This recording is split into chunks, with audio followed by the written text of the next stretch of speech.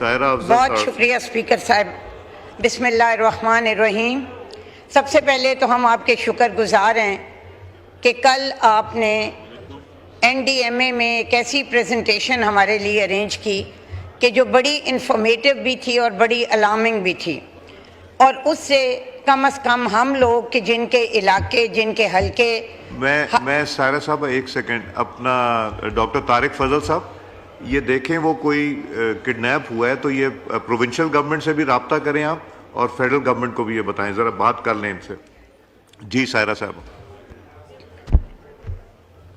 دعوت صاحب ایک سیکنڈ رکیں. یہ ڈاکٹر صاحب. جی اسپیکر صاحب میں کہہ رہی تھی کہ سب سے پہلے تو ہم آپ کے شکر گزار ہیں کہ آپ نے کل ہمارے لیے ایک ایسی پریزنٹیشن ہمیں این ڈی ایم اے میں دکھائی جو بہت زیادہ انفارمیٹیو بھی تھی اور بڑی الارمنگ بھی تھی. دعوت صاحب ایک منٹ. دعوت صاحب یہ ان کو ذرا بتائیں، یہ پروونشل گورنمنٹ سے بھی بات کرتے ہیں کے پی سے اور ادھر انٹیریئر منسٹری سے بھی. جی سائرہ صاحب. جی اچھا. اس کے بعد اس سے جو کچھ چیزیں پتہ چلیں،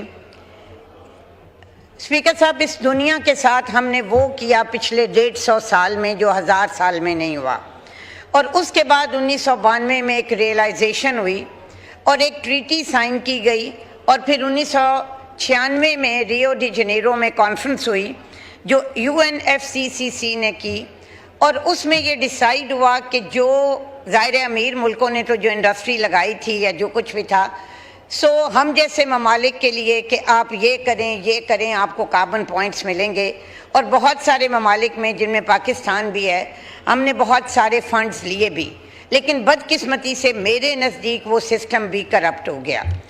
اب مسئلہ یہ ہے کہ جو گلوبل وارمنگ اس وقت ہو رہی ہے اور جس کے نتیجے میں ہمیں کل بتایا گیا ہے کہ گلیشیئرز جو ہیں وہ میلٹ ہو رہے ہیں یا باقی سب، اس کے لیے تو ظاہر ہے نیشنل لیول پہ، پروونشل لیول پہ ہمیں بہت فوری وہ اقدامات کرنے ہیں جو اس کو روک سکیں، لیکن کچھ چیزیں شاید ہمارے اختیار میں اس طرح نہیں ہیں.